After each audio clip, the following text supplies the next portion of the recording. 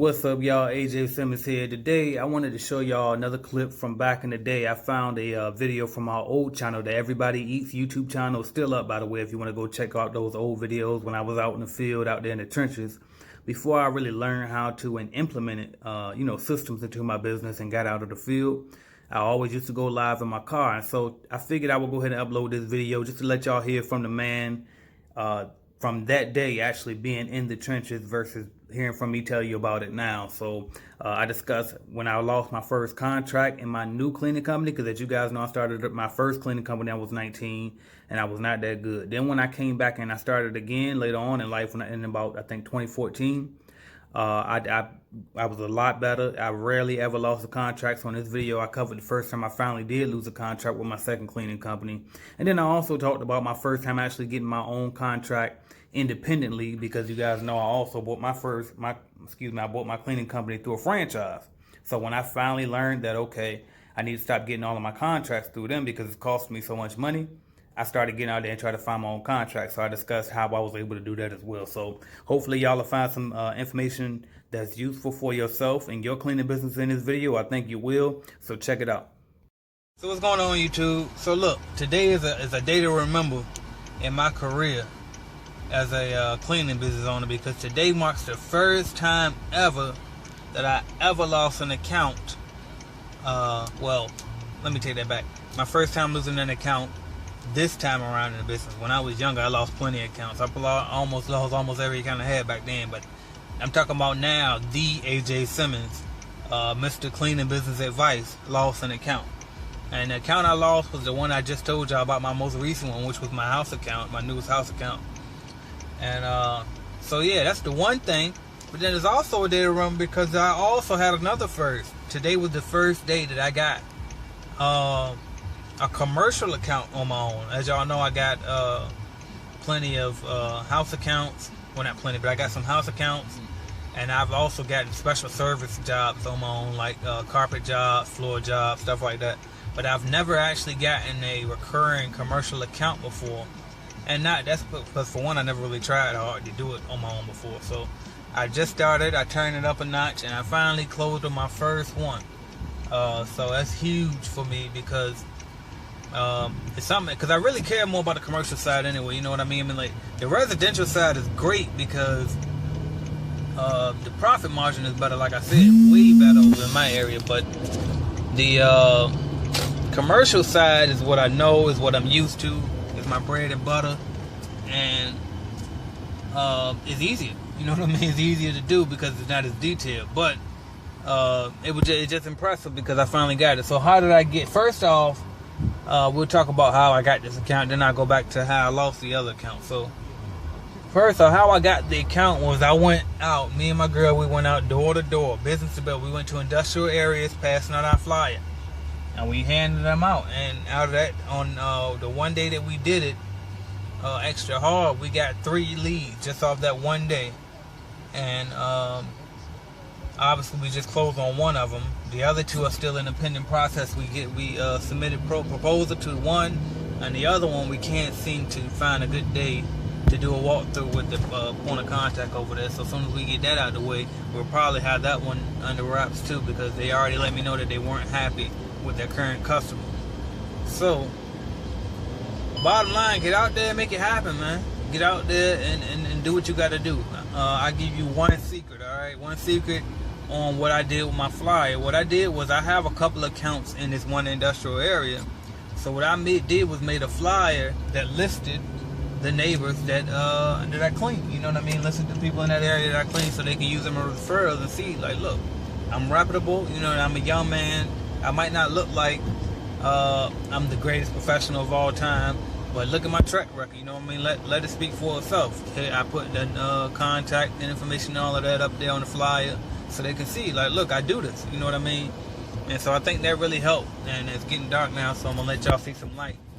But so that's what I did, and that flyer worked. So we got my first new commercial account. Now, as far as the what am I going to? Oh, as far as me losing the one house account. So main thing, like I told y'all in one of my last videos, I really have to improve my training process, because I'm an excellent cleaner, and when me and my wife get out there together, we're unstoppable. We make everything look brand new. However, when I get my employees in there, that skill set doesn't always translate the way that it should. So that's something that I got to tweak and work on, and I keep you guys posted once I figure out a solution to it. But so that was part of the problem, with the fact that my workers just weren't, like, they saw when we first got the account, they was like, okay, very impressive. Then my workers got in there and it was like, what the hell? You know what I mean? She showed pictures of everything that they missed. And I went back and checked behind my workers too, so don't get me wrong on that. I went back and checked behind my workers, and but I guess when you check it behind somebody, it's not the same as actually doing it yourself. So I even missed some stuff when I went back and checked behind them, you know what I mean? So what I did was, when she wasn't happy with the service that my employees provided, I offered a complimentary cleaning service to go back in there and fix it. So when we went back to fix it, she was impressed with the service. She said it was a drastic difference, and so everything was good. So the next time the services came due again, I sent my employees back in there, this time with some new improved training. Problem was, they never even got in to clean. Now I'm going to tell you why. This might sound funny to some of you all. It might sound like a joke, but the reason why they didn't get in there to clean was because the lady left her cat out, and she usually puts the cat away in the closet for the little hour and a half that we're there to clean. This time she decided to leave the cat out, and I don't know why she decided to do it. And to most people that wouldn't even be a big deal, but in this particular case it was a big deal to my workers. They did not want to go in the house because they said as soon as they opened the door to go in the house, the cat charged at them, and so they hurry up and close the door. Then they opened the door again, kind of peeked their head in, and the cat basically went crazy, growling and all of that. And he called me on the phone, and he let me hear the background noise, and I could hear the cat going crazy. So I told him, you know what, don't worry about it. She just forgot to put her cat up. We'll reschedule for later that same week. You know what I mean? And so I did that. I called her, she didn't answer. And I sent an email, she didn't reply back until the next day. And when she replied, she told me that she was going to move on to another cleaning service because the service was horrible, and she wanted to find a more pet-friendly cleaning service. So, and that was fine, you know what I mean? I wish that it could have went another way, but you live and you learn. You learn from experience. So first thing first, I never told the lady that she had to put the cat away from the beginning. It was something that she voluntarily started doing. And then suddenly this one time, she chose to leave the cat out. So my first thought is, for her to automatically volunteer to put her cat away lets me know that she felt like it was possibly a threat, or it might be in a distraction, or whatever the case may be, because I never really asked her to put the cat away in the first place. And then for her to just all of a sudden let the cat out, and then the cat's going crazy, you know what I mean? That was weird. So, but anyway, what I learned from it too also, so when I responded to the email is, you know, I didn't go into detail, I didn't try to defend myself. I simply told her, because she thanked me at the end of her email after everything that she said. She said, thank me for my time. So I simply said, you're welcome. I'm wishing you and your family the best. Sincerely, AJ Simmons. Because sometimes less is more, especially when it comes to customers. Even when they're no longer your customers, you still have to treat them as such, because you never know when they'll return after going to another company and realizing, hey, I didn't have it so bad after all. So make sure you're always cordial no matter what. No need to cuss the person out or try to plead your case or none of that. You know what I mean? If they already made the decision that they're moving on, and so be it. I'm not going to sit here and beg anybody. You know what I mean? So, and it was all right, because and once I found out I lost that account, the first thing that crossed my head was, oh, shoot, you know what I mean?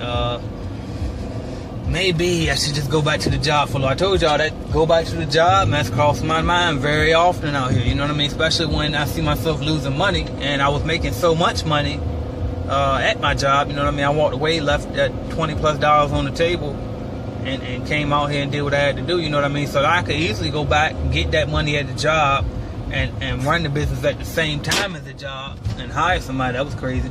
and hire somebody to work the accounts for me while I work full time, and I just make a little less, well, a lot less from the business, but I still make something, you know, and that's an option. But I told myself once I left, I'm going for good, you know what I mean? No compromising. If I lose a car, or if I lose whatever the case may be, or fall behind on some payments, and so be it. But I gotta fight through it, because that's it. No more compromising my happiness for a piece of paper. You know what I mean? So I'm fighting through it, and then I just thought it was ironic that the same day that I lost an account, I gained an account, and I felt like that was just the universe let me know, like, look, keep pushing, keep striving, don't give up. You know what I mean? And that's what I'm doing. So just thought I'd share that information with y'all. Hopefully this was helpful to somebody. I wish you the best. Keep pushing, keep striving, especially for my people who have already bought a franchise or started a cleaning business on their own without a franchise. It's gonna happen. It's inevitable. You know what I mean? I feel like I'm pretty damn good at what I do, but you know what I mean? Everybody gets complaints in this business, period. It's gonna happen. Everybody loses a customer at some point in this business. It's gonna happen. Even if it's because the company went out of business, you're gonna lose some money. You know what I mean? It just happens. But you gotta be able to deal with it. Don't get down. Keep pushing, keep striving.